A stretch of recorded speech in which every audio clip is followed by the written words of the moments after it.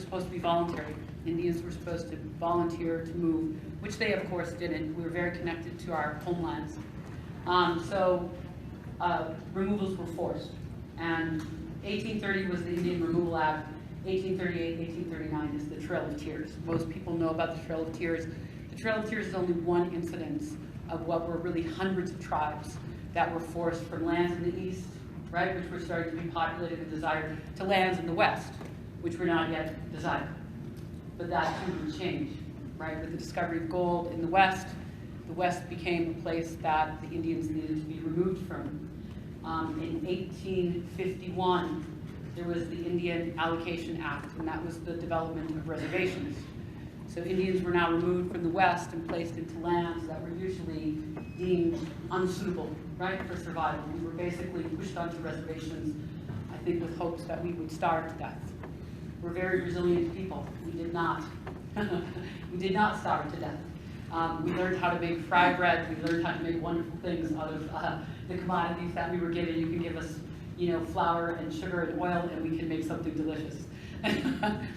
So from the Indian Allocation Act, here in California, the gold rush was really moving. And between really, I think, 1830 and 1953, I think that there's a history that is largely unknown. People kind of know about the Trail of Tears.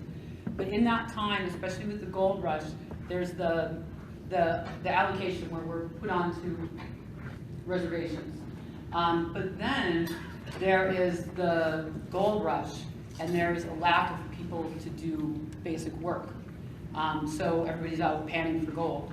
So in 1851, here in California, there is the Government and Indian Protection Act.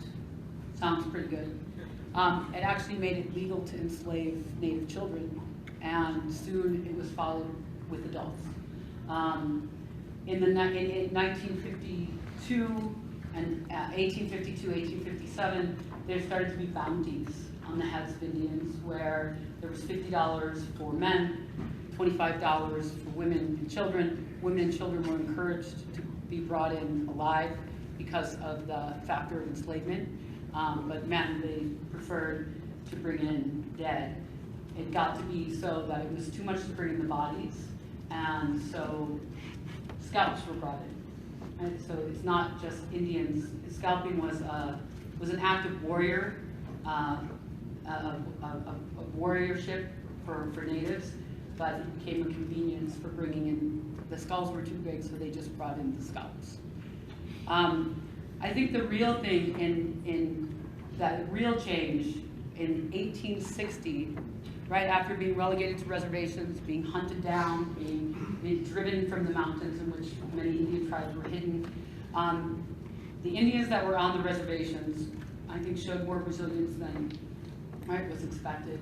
And in 1860 was the implementation of boarding schools, government boarding schools.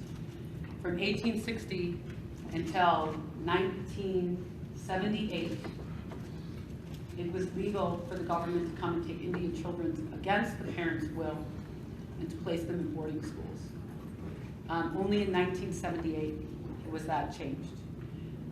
So the early boarding schools, 1860 to 1940s, 1950s even, Joy mentioned yesterday, were basically like concentration camps for children. There was hard labor, there was a lot of disease, there was overcrowding, there was malnourishment, there was a lot of corporal punishment, there was sexual abuse, and these were children who came from our proud culture of harmony, living our lives under the loving gaze of our Creator, who we had direct contact with daily.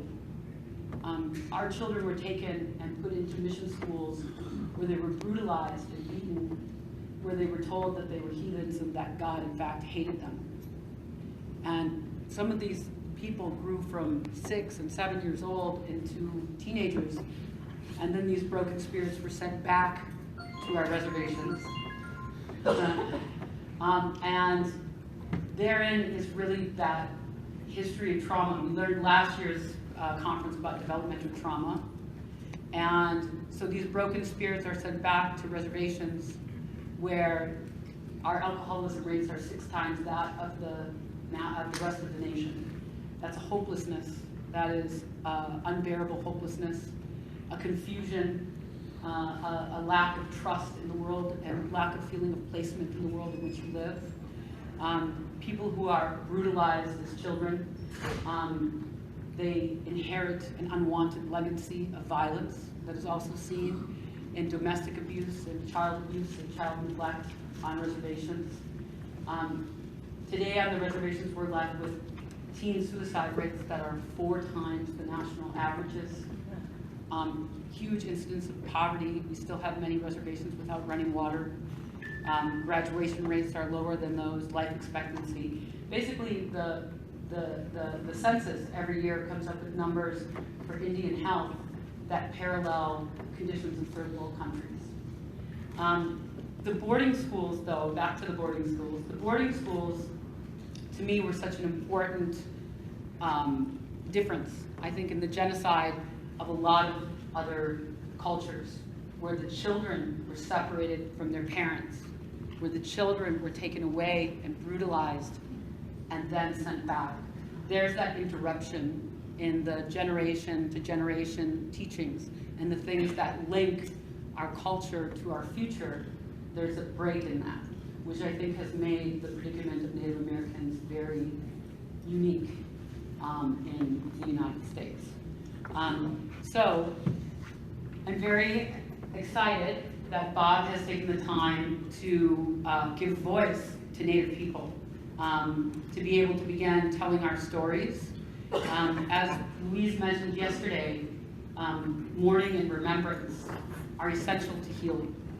And when we walk and I, have complained that our story is not told, I guess that really what it is me longing for healing. And not just for my survival, but for my whole, for my people.